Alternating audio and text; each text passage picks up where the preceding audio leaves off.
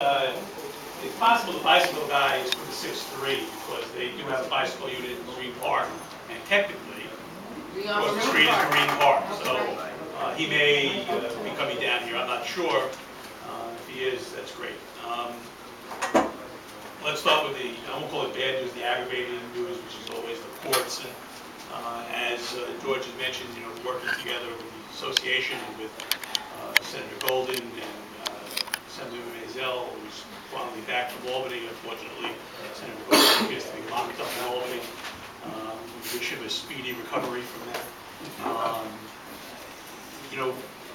I'm not thoroughly satisfied with the progress and the answers that we're getting from DOT and DEP on all the courts. They canceled the meeting, they rescheduled the meeting. I think they canceled the meeting, honestly, because they didn't want to come down, but the street was going to be flooded.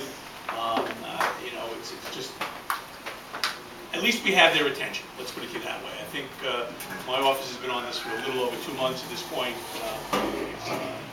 As Secretary Scott from Community Board has been involved in it as well.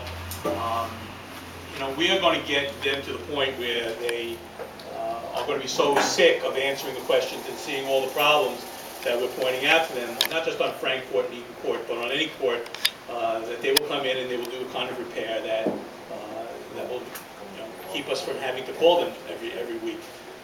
Obviously, the manner in which the courts in Gerritsen Beach were constructed historically are different than the way most streets are constructed. DOT and DEP have to, find the appropriate paradigm for how to make it work, so that people don't have ice skating rinks in the winter and pools in the summer where they're supposed to be walking or driving. So, we will continue to push and nudge.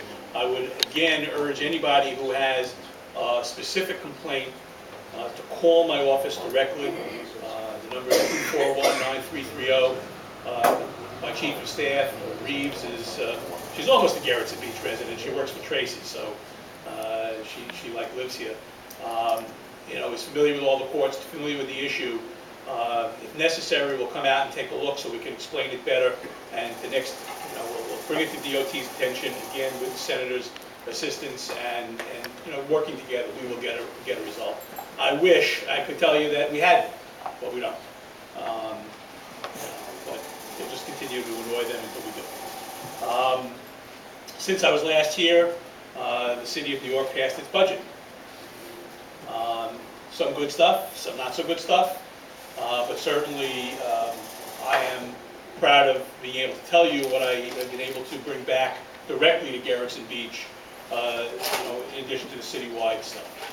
First, for PS 277, and in past years, at the request of the school and the principal and the PTA, we worked on the air conditioning. This year we were told that they needed the heating plant fixed.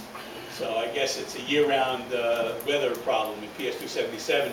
So we provided $200,000 to the school to fix the heating plant there. Why DOE doesn't do that as a matter of course, I don't know. But I certainly don't want our kids freezing when they shouldn't be. We'll also be continuing the cultural after-school adventure program there. This year was run by the Brooklyn Arts Council. We'll talk to the school about who they want next year, and the Theater Development Fund program at the school as well.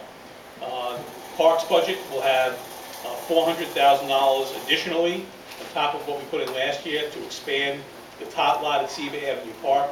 I have to thank Borough President Markowitz for contributing $100,000 of that money from his capital budget so that we can get that job done.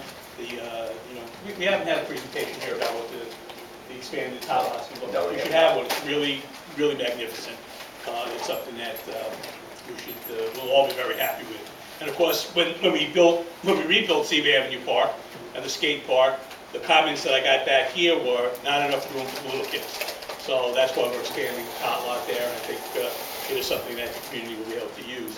Of course, there's also $22,500 for GB Cares to continue the work that they're doing, and $12,500 to assist the Volleys with their operating expenses in the budget. And there's some money for the Little League and Resurrection Sports.